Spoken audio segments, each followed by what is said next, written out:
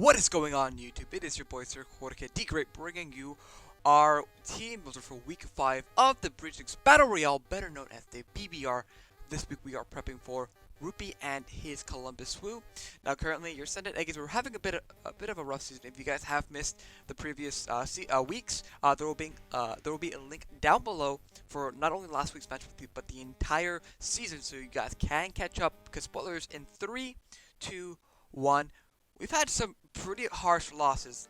Now I'm not saying that we got our butts handed to us. I mean that we've lost because it was unfortunate hacks, right?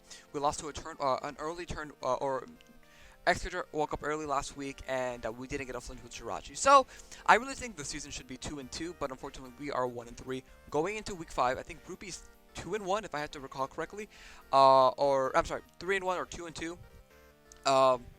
But yeah, I'm kind of I at first when I was first building this team, I had mixed feeling, and then afterwards I'm feeling a little bit more confident about what we're bringing. Anyways, let's go over what he has and sort of the threats and possibilities. So the first Pokemon he has is going to be Tyranitar. Tyranitar is a good sense setter for his team.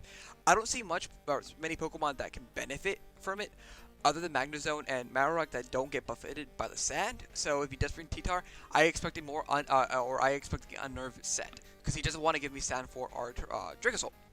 If he does bring it, he has next up he has the Hawlucha, which is a big threat, because Hawlucha now has his partner Pokemon Rillaboom, and with that pairing, what happens there is so Rillaboom will set up the Grassy Surge, right, and then Hawlucha can run his Berry.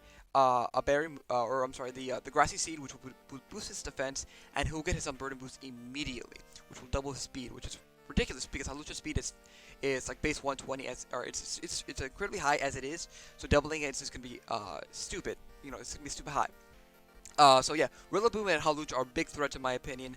I do expect those two at least to come this week because they're just really good Pokemon. He has a Colowister, which is a very hard-hitting Water-type Pokemon that hits on the special side. He has a Reboot, which has access to Libero. Basically, it's like Protean Greninja. Whatever move he clicks, he'll become that type. He has Marowak, which is a Ground-type Pokemon, and I might expect him to bring him this week because we do have Dracozolt. And if he doesn't, he does not have really good switch-ins for Dracozolt's Bolt Beaks, especially if we're choice banded. He has Hatterene, which is a good Trick Room setter, but obviously, like, if we do bring Trick Room, you know, we do have to play around Hatterene because he can bring it in and basically wall us, because Eggy does not appreciate those fairy moves.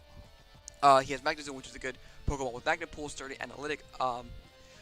Something I actually did not know, Analytic does not work the way I think it does. I thought Analytic was a boosted Metronome, but really, if your Pokemon moves last that turn, your attack gets a 30% boost. So I misunderstood the ability of being up, and so unfortunately it may come into effect of like how we go forward with our transactions.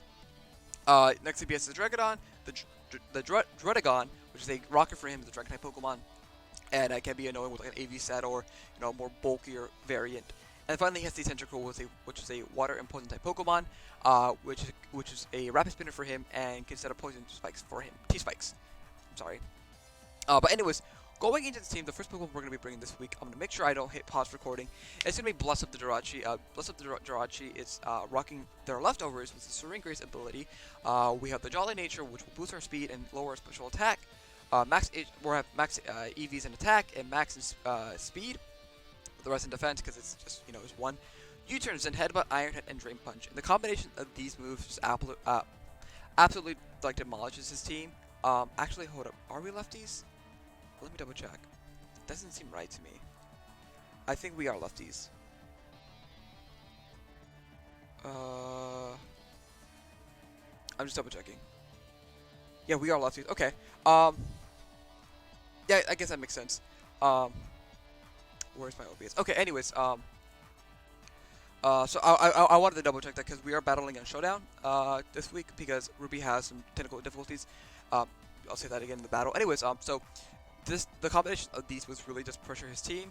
Hawlucha does not appreciate Ace and Headbutt. The Tyranitar does not appreciate the Drain Punch. Rillaboom can get flinched by Iron Head and Zen Headbutt. Hatterene does not appreciate Iron Head. Clowister does not appreciate Zen Headbutt. Reboot, depending on what he's clicked so far, we can play around that.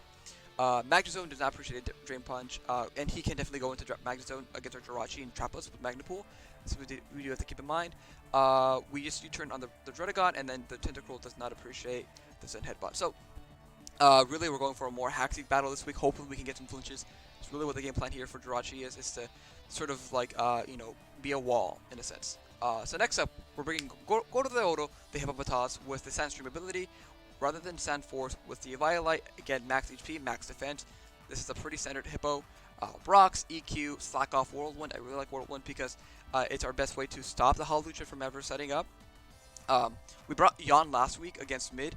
While I do think that was really cool, I think switching or forcing the Hawlucha to switch out and it losing its Unburden ability is super crucial in my opinion, because we can't live any hit from Hawlucha, and if you just decide to go in like Rillaboom or Howitzer, if he does bring it, or his Tentacruel, then we just force that thing out, those Pokemon out with the Whirlwind, and so we have an easier time dealing with the team.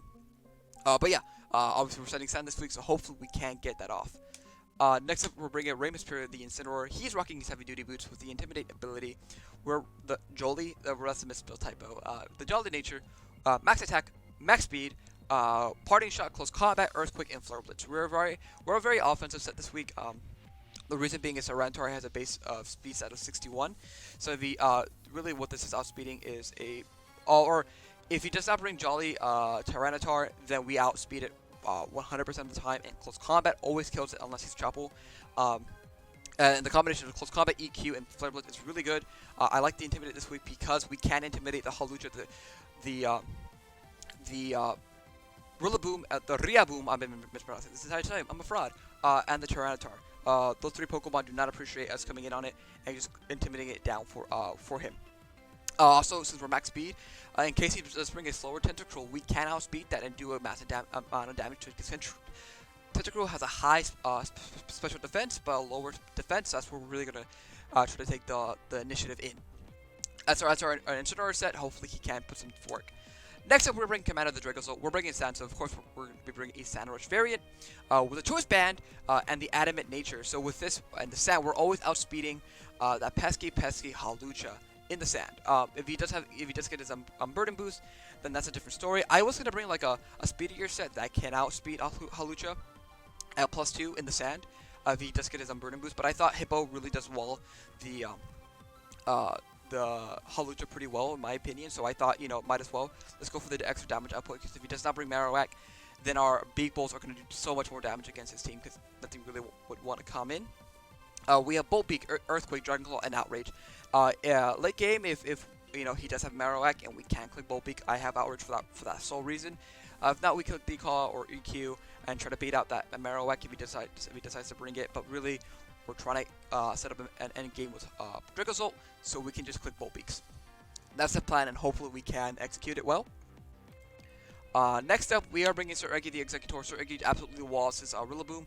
The only thing it really can do is just knock us off, or it can U-turn, which would do a good chunk to us, but we're max HP, so we should be able to take any hit. We have Draco Meteor, Flamethrower, Leaf Storm, and Sleep Powder. Sleep Powder is really nice because if he tries to go into T-Tar, if he tries to go into Hawlucha on our against the Rillaboom, then we can basically put anything to sleep besides the Hatterene, which we do have to be careful about. If it tries to come in, I do expect him to, like, if he does bring Hatterene, to go into Hatterene. Against the Executor, it does wall it pretty well. But yeah, that's our Eggy set this week, and hopefully, again, he puts in some work. And then finally, wrapping these up, it's going to be Sporty the Passimian. This is really our checkmate in a sense, because I want him to feel comfortable staying with Hawlucha against us if he is like a close combat white herb set. So we're rocking the Define ability with the Cobble Berry. We have 60 EVs and HP. Max attack and then max speed. I think we're outspeeding the Tyranitar with the spread. Earthquake, acrobatics, close combat, and U-turn. With this spread, we always OHKO 0 HP Hawlucha with acrobatics. So the idea is he goes for not a flying press, a Brave Bird, a Sky Attack against us, and we do chew the hit. He'll pop our Cobble Bear. We'll take half the damage. We live the hit, and then acrobatics does sweep the kill. So that's really what we're hoping for this week. If we can somehow pressure him to never go into Hawlucha, and we can take out the Rillaboom without ever having to pop his Unburdened ability, that'd be great. That's also the reason why we're not rigging, or we don't have knockoff this week, because I don't want him to get the free unburden boost and we're in an awkward position where he claims a KO against us. So yeah, that's the team this week, guys. Let me know what you guys think down below. I'm gonna wrap things up here because Ruby is waiting for me on the other end, and so yeah, you guys do know me as Jorge Tigre. Make sure you're praising the word of San Ant Eggy, and we'll see you guys for the battle tomorrow. Oh, the battle that comes out tomorrow. We'll see you then. Bye bye.